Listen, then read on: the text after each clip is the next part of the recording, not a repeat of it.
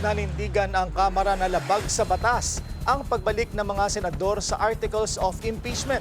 At para kay Congresswoman-elect Laila De Lima, naging korte na ng kababalaghan ang Senado. Yan ang agenda report ng ating Mojo John Manalo, live mula sa Batasang Pambansa. John, go ahead. Willard, dedma ang House of Representatives sa sinuling articles of impeachment until they are clarified by the actions and the orders of the Senate Impeachment Court. Ito ang idiniin ni House Prosecutor Jervil Luistro na nagsabing maghahain din daw sila ng motion to seek clarification sa Impeachment Court.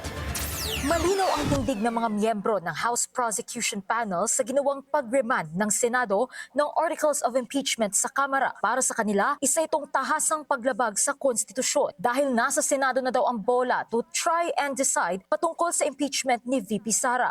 Giit ni Akbayan Party List Representative-elect Chel Jokno na magsisilbing miyembro ng House Prosecution Panel sa 20th Congress na kababahala ang mga naging desisyon ng Senado. Ang pagre-remand ng Senado ng Articles of Impeachment sa House of Representatives ay isang pag-aabandona ng ating saligang batas.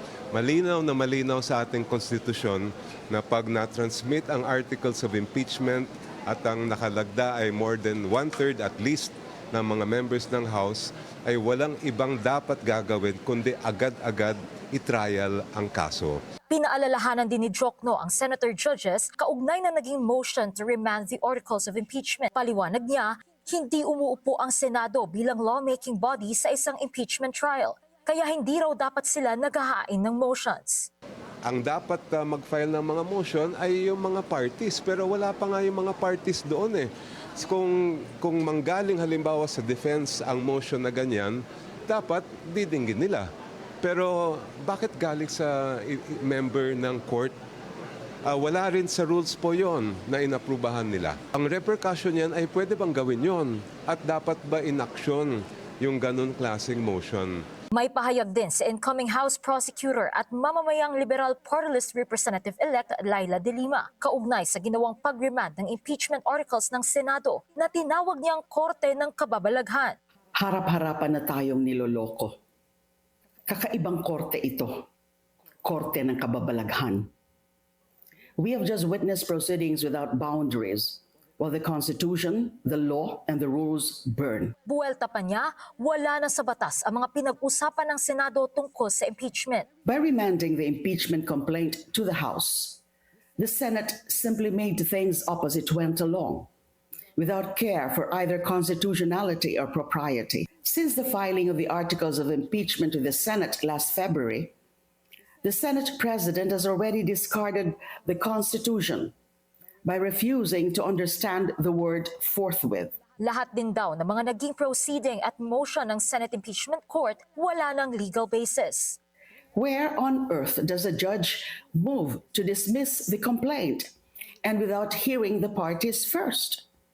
Where is it in the rules of impeachment that a senator judge can move for dismissal? Where is it written that the impeachment court can remand the complaint to the House as a nice way of dismissing it? Malinaw na walang due process. Sila-sila lang sa Senado ang nag-motion at nag-rule sa sarili nilang motion. Natanggap na ng Office of the Vice President ang writ of summons para kay VP Sara mula sa Senate Impeachment Court bandang 11:05 kaninang umaga. Kinumpirma ito ng OVP pero hindi nabanggit kung sino ang tumanggap ng summons. Nakita naman ng mga miyembro ng media si Senate Surgeon at Arms Roberto Angcan sa labas ng tanggapan ng House Secretary General pero tumanggi itong magbigay ng pahayag.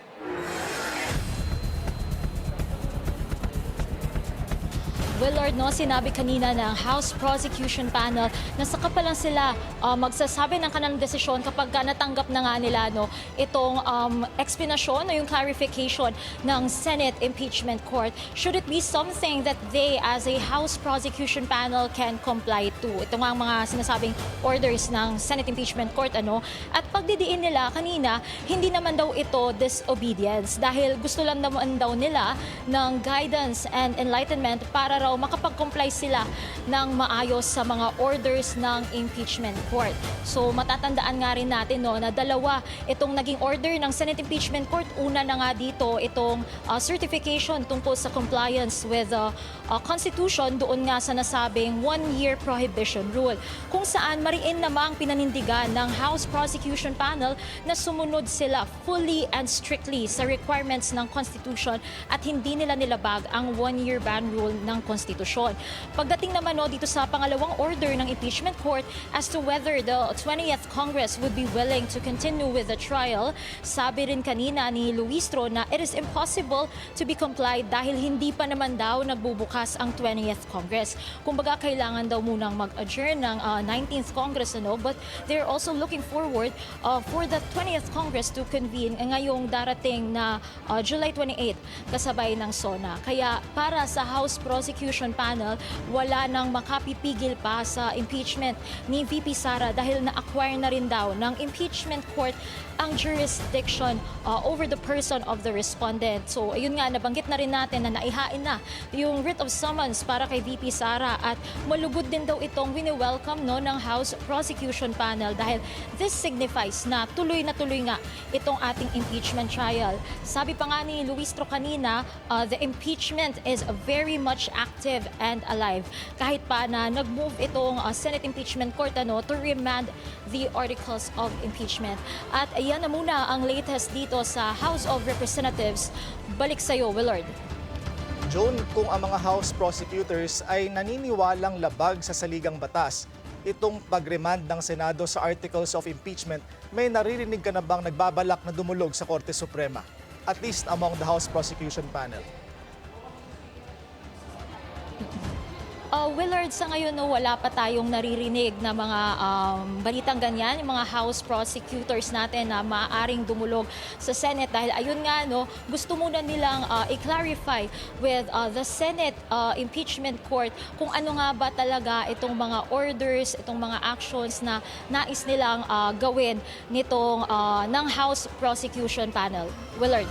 At Joan, may impormasyon ka na ba kung kailan nila ihahain itong motion to seek clarification? Willard, kanina nabanggit nila na they are planning to file this motion within the day dahil gusto na nga nilang matapos na rin, masimulan na rin agad itong pagpoproseso nga nitong impeachment trial ni VP Sara Duterte. Willard. Okay, maraming salamat sa iyo, Joan Manalo, live mula sa Batasang Pambansa.